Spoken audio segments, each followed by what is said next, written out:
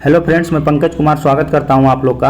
आज हम लोग पढ़ने वाले हैं सिख एवं सिख धर्म के बारे में, जो आपके एग्जाम के लिए बहुत ही इंपॉर्टेंट साबित होगा। यहां से क्वेश्चन हमेशा एग्जाम में देखने को मिलता है। देखिए 10 से 15 मिनट का वीडियो होगा, जिसमें से मैं पूरा कंसेप्ट के साथ आपको डीपली नॉलेज दूंगा, जिससे आप लोग कोई भी एग्जाम आसानी से पास कर सकते हैं। देखिए मेरा यूट्यूब चैनल है, तो आप लोग इसको लाइक और सब्सक्राइब कीजिए। तो आइए स्टार्ट करते हैं। देखिए, आपको सिख धर्म जानने से पहले आपका सिख धर्म का एविडेंस कहाँ से मिलता है, ये आपको नॉलेज में होना चाहिए। मोहसिन फनी की दबिस्तान ए मजाहिब में सिख संप्रदाय का संगठन का वर्णन मिलता है। तो इस टाइप का क्वेश्चन बीपीएससी यूपीएससी पूछा जाता है, तो आपको ये नॉलेज में होना चाहिए। तो आइए आज हम लोग सिख धर्म को एक एक करके पूरा डीपली देखेंगे, जिससे आप लोग एग्जाम आसानी से पास कर जाइएगा। तो आइए स्टार्ट करते हैं। देखिए, सिख धर्म के पहले गुरु हुए गुरु नानक। गुरु नानक सिखों के पहले गुरु और सिख धर्म के संस्थापक भी थे। इनका जन्म कहाँ होता है? तो इनका जन्म 1469 ईस्वी में तलवंडी में होता है। देखिए, इनके द्वारा गुरु का लंगर और पंगत यानी सामूहिक भोज की शुरुआत हुआ था। ये आपके लिए बहुत इंपॉर्टेंट है, यहाँ से क्वेश्चन पूछा जाता है, लंगर और पंगत वाला।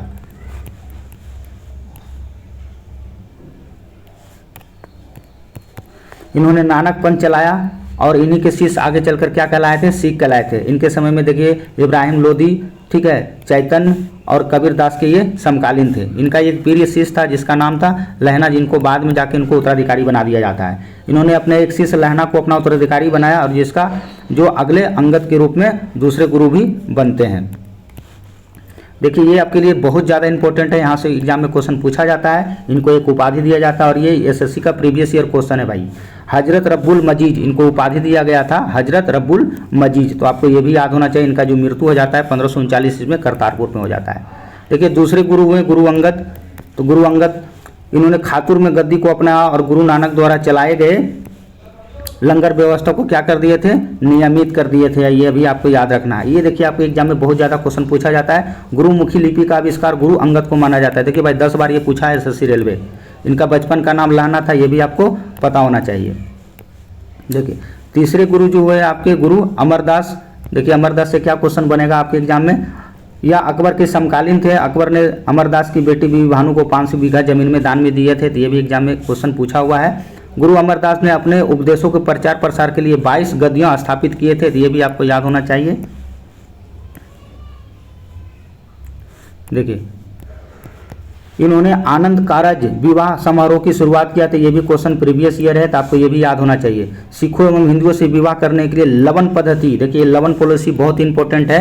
ये इसलिए लाया गया था ताकि सिखों और हिंदुओं के बीच में जो विवाह हो रहा था उसको अलग कर दिया जाए, तो इसलिए लवन पॉलिसी लेकर आए थे। इन्होंने सिखों के बीच सती प्रथा और पर्दा प्रथा जैसे कुरीतियों को भी समाप्त किए थे। अमरदास वैष्णव संप्रदाय के अनुयायी थे। देखिए, गुरु रामदास से भी क्वेश्चन बहुत ज़्यादा एग्जाम में पूछा जाता है, और ठीक है, या अकबर के समकालीन थे तथा अमरदास के दामाद भी थे। अकबर ने इसे 500 बीघा भूमि जमीन में दान में दिया था। तो ये इंपॉर्टेंट है, आपको याद रखना है। देखिए, सबसे ज़्यादा जो क्वेश्चन पूछा जाता है इनसे, देखो ये अमृतसर वाला। इन्होंने अमृतसर नामक शहर को बसाया था। तो ये भी आपकी इंपॉर्टेंट है, बहुत बार यहाँ से क्वेश्चन पूछा हुआ है। एक देखिए मैं ऐड किया हूँ, इस नगर का नाम जो था, ठीक है, रामदासपुर था। तो आपको ये भी याद होना चाहिए। इन्होंने अमृतसर में स्वर्ण मंदिर का निर्माण शुरू किया था। ये आपके लिए इंपॉर्टेंट है। देखो, आपने दिल्ली सल्तनत में पढ़े होंगे, ठीक है, सल्तनत काल में, कि कुतुब मीनार का जो कुतुब मीनार था, कुतुब मीनार का निर्माण जो था ऐबक किया था, ठीक है, शुरू किया था। लेकिन पूरा कौन किया था? तो पूरा इल्तुतमिश किया था। तो उसी टाइप से आपको मैं बताऊंगा यहाँ पे कि अमृतसर मंदिर का निर्माण शुरू तो किए थे, ठीक है, रामदास, लेकिन इसको जो पूरा करता है अर्जुन देव करता है। अभी आगे आएगा, चलिए। तो ये उन्होंने अमृतसर में स्वर्ण मंदिर का निर्माण शुरू किया। रामदास ने अपने तीसरे पुत्र अर्जुन देव को उत्तराधिकारी नियुक्त करके और गुरु का पैतृक क्या कर दिए थे? गुरु का पद पैतृक बना दिए थे। देखिए, गुरु अर्जुन देव सबसे ज़्यादा एग्जाम में यहाँ से भी क्वेश्चन पूछा जाता है। गुरु अर्जुन देव, इनको सच्चा बादशाह भी कहा जाता है। एक्चुअल में सच्चा बादशाह इसलिए कहा जाता है इनको कि इन्होंने आदि ग्रंथ रचना किए थे, ठीक है। तो ये आदि ग्रंथ रचना करने के कारण उसी के उपलब्ध में इनको सच्चा बादशाह कहा जाता है। तो आपको याद होना चाहिए, यहाँ से क्वेश्चन बहुत ज़्यादा पूछता है एग्जाम में। देखिए,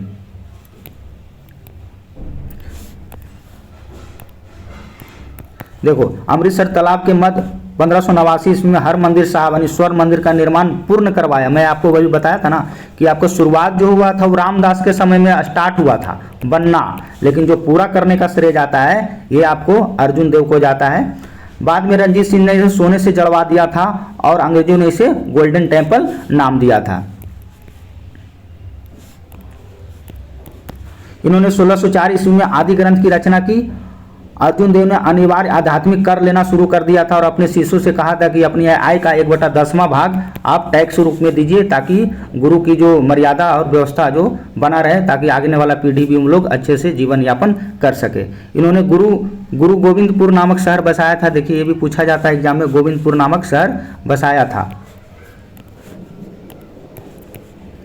देखिए ये आपके एग्जाम में सबसे ज़्यादा एग्जाम में पूछा हुआ क्वेश्चन है। देखिए खुसरो के राजद्रोह को समर्थन देने के कारण जहांगीर ने 1606 ईस्वी में इनको मृत्यु दंड दिया जाता है। एक्चुअल में 2 सिख गुरु ऐसे हुए जिनको मुगलों के द्वारा मृत्यु दंड दिया गया है। अब मैं नेक्स्ट वीडियो में बताऊंगा, नेक्स्ट क्लास में। खुसरो के राजद्रोह के समर्थन के कारण जहांगीर ने 1606 ईस्वी में इनको मृत्यु दंड दिया जाता है। देखिए इनको उपाधि दिया था, तो आपको याद होना चाहिए उपाधि जो इनको मिला था शहीदीन ए दे दस्तान, ठीक है, तो आपको ये याद होना चाहिए। शहादीन दे सरताज का उपाधि आपको इनको मिला था, तो आपको ये पता होना चाहिए। यहाँ से भी क्वेश्चन पूछा जाए और सबसे ज़्यादा जो VVI है आपका ये पूछा जाता है। अभी मैं तुरंत बताऊंगा आपको कि औरंगजेब भी किसी को मृत्यु दंड दिया जाता है, तो आपको ये भी और वो दोनों आपको याद होना चाहिए, दोनों एग्जाम से पूछा जाता है। देखिए अगले जो गुरु हुए गुरु हरगोविंद, इन्होंने सिख संप्रदाय को एक सैन्य लड़ाकू जाति में परिवर्तन किया। यहाँ से देखो क्वेश्चन पूछा जाता है कि किस सिख गुरु ने सैन्य शिक्षा पर जोर दिया था, तो सैन्य शिक्षा पर गुरु हरगोविंद दिया था। इन्होंने सैनिक में शिक्षा तथा स्वयं की रक्षा के लिए शस्त्र धारण करने तथा मांसाहार करने की आज्ञा दी। एक्चुअल में क्या था, मुगल सेना परम सीमा पे पहुंचा हुआ था, एकदम युद्ध के लिए तैयार था, तो इन्होंने अपने सेना को पूरा सज्ज किया लड़ने के लिए, ताकि मुगलों को मार मार के गिराया जा सके। तो इसीलिए उन्होंने अपनी सेना को तैयार किया और स्वयं को तलवार धारण ये सब विद्या दिया और मांसाहार खाने के लिए भी, ताकि मुगल सेना को मार मार के गिराया जा सके। देखिए इन्होंने अकाल तख्त, देखिए ये भी बहुत इंपॉर्टेंट है आपके एग्जाम के लिए, अकाल तख्त की स्थापना की और अमृतसर को मजबूत किया। ये भी VVI यहाँ से भी क्वेश्चन भाई देखने को मिलता है एग्जाम में। इन्होंने जहांगीर और शाहजहां के खिलाफ युद्ध किया था। मैं पहले बोला था कि जब युद्ध के लिए सेना तैयार करे तो भाई लड़ाई होगा, तो उसमें जाके एकदम मुगल सेना को गिरा के मारे थे। इन्होंने कश्मीर में कीरतपुर नामक नगर को बसाया था। ये देखिए आपके लिए मोस्ट इम्पोर्टेंट, देखो इन्होंने जहांगीर और शाहजहां के युद्ध में लड़ा था। इन्होंने कश्मीर के कीरतपुर शहर को इनको एक उपाधि दिया था, ये बहुत फेमस है, छोड़दाता बंदी का उपाधि इनको मिला था। और इन्होंने मीरी और पीरी, देखो भाई ये मीरी और पीरी, ये PCS में बहुत ज़्यादा पूछा गया क्वेश्चन है। मीरी और पीरी का सिद्धांत दिया था, तो आपको ये भी याद होना चाहिए, ठीक है। मीरी और पीरी का कहने का मतलब हुआ कि सांस्कृतिक और आध्यात्मिक जीवन जीने पे जोर दिए थे। ये मीरी पीरी वाला एग्जाम में क्वेश्चन बनता है, तो आपको ये याद होना चाहिए, हरगोविंद के द्वारा दिया गया मीरी और पीरी। देखिए सातवें गुरु हैं गुरु हर राय। ये शांति प्रिय व्यक्ति थे। इन्होंने अपना अधिकांश समय औरंगजेब के साथ शांतिपूर्व बिताए थे। अपने पुत्र देखिए बनाए थे और मिशनरी काम करने को समर्पित कर दिया था। अपने पुत्र राम राय को मुगल दरबार में भेजा था। यहाँ से देखिए क्वेश्चन आपके एग्जाम में पूछा जाता है, ये इन्होंने दारा सिखों को आशीर्वाद दिया था। एग्जाम में पूछा जाता है किस सिख गुरु ने दारा सिखों को आशीर्वाद दिया था, तो यहाँ से आपके लिए इंपॉर्टेंट है। इनके समय में सर्वप्रथम उत्तराधिकार का विवाद हुआ था। ये 2 पॉइंट आपको याद होना चाहिए, उत्तराधिकार का विवाद भी इन्हीं के समय में हुआ था, तो आपके लिए ये भी इंपॉर्टेंट है, ठीक है। हर राज्य से आपको 2 पॉइंट है, ठीक है, दोनों पॉइंट आपको याद रहना चाहिए। इन्होंने दारा सिखों का आशीर्वाद दिया था और इसके समय में उत्तराधिकार का विवाद हुआ था। अगले जो गुरु हुए 8वें नंबर के जो गुरु हुए गुरु हरकिशन सभी गुरुओं से सबसे कम आयु के थे। इन्होंने 5 वर्ष की आयु में गुरु का पद उपाधि ले लिया था। इनके खिलाफ औरंगजेब द्वारा इस्लाम विरोधी कार्य के लिए सम्मन जारी कर दिया गया था। इनको भी भेज दिया गया था लेटर कि भैया आप भी इस्लाम धर्म स्वीकार कर लेना। हरकिशन ने अपना उत्तराधिकारी तेग बहादुर को बनाता है, ठीक है, बहुत ही बहादुर होते हैं तेग बहादुर। और देखो हरकिशन की मृत्यु चेचक से द्वारा हो जाता है, ये भी क्वेश्चन में बहुत बार पूछा हुआ क्वेश्चन है। देखिए गुरु तेग बहादुर बहुत इंपॉर्टेंट रोल निभाते हैं। ये तेग बहादुर ये हरगोविंद के पुत्र थे। इन्होंने अपना केंद्र अमृतसर के स्थान पर मखोवाल को बनाया था। इन्होंने अपना दिमाग लगाया कि यहाँ बार बार आक्रमण हो रहा है मुगलों को, तो इन्होंने अपना केंद्र मखोवाल को बना लिया था। और इन्होंने आनंदपुर साहिब की स्थापना किए थे, तो ये भी आपको याद होना चाहिए। देखिए तेग बहादुर से 2-3 क्वेश्चन है जो आपके एग्जाम में बहुत ज़्यादा पूछा जाता है। 1675 ईस्वी में औरंगजेब ने तेग बहादुर को दिल्ली बुलाया और इस्लाम धर्म स्वीकार करने के लिए 5 दिन की यातना देने के बाद इनको मृत्यु दिया। एक्चुअल में होता क्या है कि इनको औरंगजेब बुलाता है कि आप इस्लाम धर्म स्वीकार कीजिए, लेकिन ये कट्टर विरोधी होते हैं, बोलते हैं नहीं मेरा सर कट जाएगा, धड़ से अलग हो जाएगा, लेकिन मैं इस्लाम नहीं स्वीकार करूंगा। और इसी के उपलब्ध में ये औरंगजेब इनको मृत्युदंड किया जाता है। तो आपको ये याद रखना है, 2 सिख गुरु ऐसे थे जिसको मुगल सेना के द्वारा मृत्युदंड दिया जाता है। तो ये दोनों एग्जाम में बहुत बार पूछा जाता है, दोनों VVI है, तो आपको ये दोनों याद होना चाहिए। ठीक है। 1675 ईस्वी में औरंगजेब ने तेग बहादुर को दिल्ली बुलाया और इस्लाम धर्म स्वीकार करने के लिए कहा, लेकिन 5 दिन की यातना के देने के बाद इनकी हत्या कर दी गई। औरंगजेब बहुत ही बदमाश था, इनको जिंदा पीर कहा जाता है। ये सब मैं मिडावल में आपको डीपली बताऊंगा।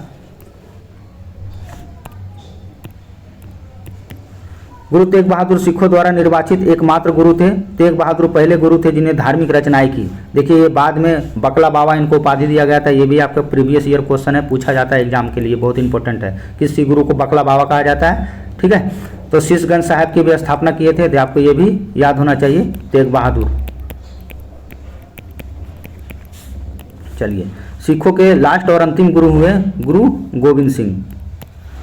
इनका टाइम पीरियड 1675 से 1708। आप लोग सोच रहे होंगे हर टाइम ये डेट क्यों नहीं बताते। ये डेट आपके एग्जाम में नहीं आता भाई, आपको बस बता दिया जा रहा है आपको नॉलेज के लिए, तभी मैं नोट डाउन करवा दिया हूँ। गुरु गोविंद सिंह सिखों के 10वें गुरु थे और यह मानव रूप में अंतिम गुरु थे। इनका जन्म जो होता है 1666 ईस्वी में पटना में होता है। इनका जन्म जो होता है 1666 ईस्वी में पटना में हुआ। गुरु गोविंद सिंह ने 1699 ईस्वी में 80,000 की क्षमता वाली खालसा सेना की स्थापना किए थे। ये भी बहुत ज़्यादा इंपॉर्टेंट है आपके एग्जाम के लिए। देखिए, इन्होंने एक नया संस्कार पाहुल प्रणाली को शुरू किए थे। इन्होंने आनंदगढ़, केशवगढ़, लोहगढ़, फतेहगढ़, आनंदपुर इत्यादि में किलों का निर्माण 1688 से 1690 के बीच में करवाए थे। देखिए, ये एग्जाम में बहुत ज़्यादा क्वेश्चन पूछा जाता है बीपीएससी वगैरह में। इन्होंने सिख अनुयायियों के लिए 5 वस्तु यानी 5 ककार धारण कर दिया। सारे सिख गुरुओं से बोला गया कि 5 वस्तुएं आपको अनिवार्य कर दिया गया जिसको आप लोग धारण करना है। ठीक है, एक हुआ था केश हुआ था, दूसरा कड़ा हुआ था, तीसरा कृपाल हुआ था, चौथा कंघा हुआ था और 5वां आपको कच्छा हुआ था। तो ये 5 आपको याद होना चाहिए, केश, कड़ा, कृपाल, कंघा और कच्छा। ये धारण करने के लिए कहा गया था और आज तक सिख गुरु इसको धारण कर रहे थे। जिस प्रकार से इनको 5 ककार थे, उसी प्रकार से 5 प्यारे भी थे इसके समय में। तो ये भी देखो मैं नोट करवा दे रहा हूँ, यह 5 प्यारे भी थे। तो इनके 5 प्यारे कौन थे? धर्मादास, दयाराम, मोहक चंद्र और हिम्मत सिंह और साहब सिंह। तो ये भी क्वेश्चन यूपीएससी बीपीएससी में पूछा जाता है। देखिए, इन्होंने गुरु ग्रंथ को सिखों के ग्रुप में नामित कर दिया था और ये लास्ट में इनको गुरु ग्रंथ को सिखों के ग्रुप में नामित कर दिया जाता है। गुरु गोविंद सिंह ने देखो ये भी एग्जाम में बहुत इंपॉर्टेंट है। देखिए, गुरु गोविंद सिंह ने सारे महिलाओं को बोला कि आप लोग सर नेम कौर लगाइएगा और जितने भी पुरुष होंगे वो सारे सी लगाएंगे। तो ये भी एग्जाम में पूछा हुआ क्वेश्चन है। गुरु गोविंद सिंह ने महिलाओं के लिए लगाने के लिए कौर और पुरुषों की लगाने के लिए सी लगाने के लिए पद्धति शुरू किए थे। गुरु गोविंद सिंह महान दार्शनिक भी थे, कवि थे, योद्धा भी थे। इनकी रचनाएं भी है, एग्जाम में बहुत ज़्यादा पूछा जाता है। देखिए, कृष्णा अवतार, जफरनामा, चंडीदा वार, विचित्र नाटक इनकी प्रमुख आत्मकथा है। यहाँ से क्वेश्चन देखने को मिलता है। इनको उपनाम दिया गया है। देखिए, इनको हिंद का पीर बोला जाता है, भारत का संत बोला जाता है, सच्चा पादशाह बोला जाता है, उच्च का पीर और सर्वदानी भी इनको बोला गया है। देखिए, नंदेड़ में एक्चुअल में इनका मृत्यु हो जाता है। नंदेड़ गोदावरी के तट पर 1708 ईस्वी में पठान के द्वारा गुरु गोविंद सिंह की हत्या करवा दी जाती है। इनके 2 पुत्र हुए, फतेह सिंह एवं जोरावर सिंह को मुगल फौजदार वजीर खान दीवार में इनको चुनवा दिया जाता है। आप लोग सोच रहे होंगे कि सिखों का जो गुरु था 10 के बाद 11वां गुरु क्यों नहीं हुआ। देखिए, 11वां गुरु क्यों नहीं हुआ, आप लोग के माइंड में ये क्वेश्चन आ रहा होगा। तो देखिए, सिखों का 11वां गुरु ये नहीं होने के कारण उनके जो आदि ग्रंथ जो दिए थे, आदि ग्रंथ को ही अगले गुरु मान लिया गया था। ठीक है, आदि ग्रंथ को ही अगले गुरु मान लिया गया था, क्योंकि गुरुओं को लेकर आपस में बहुत ज़्यादा गुरुओं में मतभेद होने लगा था। ठीक है, आंदोलन होने लगा था धार्मिक राजनीतिक, तो उसको हटाने के लिए ये गुरु गोविंद सिंह ने पहले घोषणा कर दिए थे कि अब कोई गुरु नहीं होगा, आदि ग्रंथ को ही अगले गुरु मान लिया जाएगा। तो यही कारण है कि 11वां गुरु नहीं बना। तो आपको कंसेप्ट क्लियर होना चाहिए। देखिए यहाँ से भी 2-4 क्वेश्चन और है, मैं बता देता हूँ। अगले जो सिख गुरु जो हुए उनका एक चेला था, ठीक है, शिष्य था उनका एक, तो ये बंदा बहादुर। अगला जो शिष्य हुए उनका बंदा बहादुर, गुरु नहीं, गुरु का पद तो समाप्त हो गया था। एक शिष्य थे बंदा बहादुर, ठीक है, जिनको लक्ष्मण देव भी कहा जाता है, इनका बचपन का नाम। सैन्य सिपाही के रूप में सिख धर्मों के लिए रक्षा के लिए मुगलों से सेना से आगे लड़ते भी रहे थे। देखिए आगे चलकर क्या होता है कि सिख धर्म विखंडित होने लगता है और ख़त्म होने लगता है। तो आगे चलकर ये सिख धर्म छोटे छोटे मसलों में, ठीक है, बढ़ जाता है। तो आपको ये पता होना चाहिए, मिसलों में बढ़ जाता है। तो देखिए आगे चलकर सिख धर्म कई मिसलों में बढ़ जाता है। उसमें से एक रंजीत सिंह का नाम बहुत ही फेमस है, आप लोग सब सुने होंगे, रंजीत सिंह का नाम आता है। देखिए रंजीत सिंह से 2-4 क्वेश्चन है आपके एग्जाम में यहाँ से भी पूछता है। देखिए आगे चलकर सिख धर्म कई मिसलों में बढ़ जाता है, उसमें से एक रंजीत सिंह का नाम आता है। तो रंजीत सिंह ने अपनी राजधानी कहाँ बनाता है, लाहौर को राजधानी बनाता है। और लाहौर की संधि कब होता है, 1846 ईस्वी में। रंजीत सिंह भी बहुत ही प्रतापी शासक थे, तो इनको देखिए तुलना नेपोलियन से भी किया गया है, ये भी एग्जाम के लिए इंपॉर्टेंट है। फ्रांसीसी यात्री विक्टर जाकमा ने रंजीत सिंह की तुलना नेपोलियन से किया, ये सीडीएस का क्वेश्चन पूछा हुआ है, ठीक है, तो आपको ये पता होना चाहिए। तो फ्रांसीसी यात्री विक्टर जाकमा ने रंजीत सिंह की तुलना किससे किया है, नेपोलियन से किया है। देखिए अब धीरे धीरे ये आपका सिख सेना कमजोर होते गया और आगे चलकर संधि हो जाता है। अंत में अंग्रेजों द्वारा प्रथम आंग्ल सिख युद्ध 1845-46 में कौन गवर्नर जनरल, लॉर्ड हार्डिंग, तथा द्वितीय सिख युद्ध 1848-49 में गवर्नर जनरल लॉर्ड हार्डिंग, ठीक है, लॉर्ड डलहौजी के माध्यम से सिखों का पतन हो जाता है और राजनीतिक रूप से सिखों का वर्चस्व आपको खत्म हो जाता है। तो यहाँ से देखिए 2 क्वेश्चन आपके इंपॉर्टेंस है, ये दोनों क्वेश्चन एग्जाम में देखने को मिलता है। देखिए प्रथम आंग्ल सिख युद्ध 1845 से 46, गवर्नर जनरल आपका लॉर्ड हार्डिंग, और द्वितीय आंग्ल सिख युद्ध 1848 से 49, गवर्नर जनरल लॉर्ड डलहौजी, ठीक है। तो इस प्रकार से सिखों का पतन हो जाता है ये 2 युद्ध से, ठीक है, तो आपको ये पता होना चाहिए। और इस प्रकार सिखों का अंत हो जाता है। तो ये आप लोग वीडियो कैसा लगा, आप लोग इसको 1-2 बार आप लोग इसको रिवीजन कर लीजिएगा। आपको मैं सुनिश्चित करना चाहता हूँ कि यहाँ से एक भी क्वेश्चन नहीं छूटेगा। आप दुनिया का कोई भी एग्जाम दीजिए, ठीक है, सारा एग्जाम आप क्रैक कर सकते हैं, ठीक है। नेक्स्ट वीडियो में मिलते हैं, तब तक आप इसको रिवीजन कीजिए, अच्छा से रिवीजन कीजिए। एक भी सारा मैं कंसेप्ट दे दिया और सारा मैं कंटेंट आपको दे रहा हूँ, ऐसा कंटेंट आपको मार्केट में नहीं मिलेगा, ठीक है।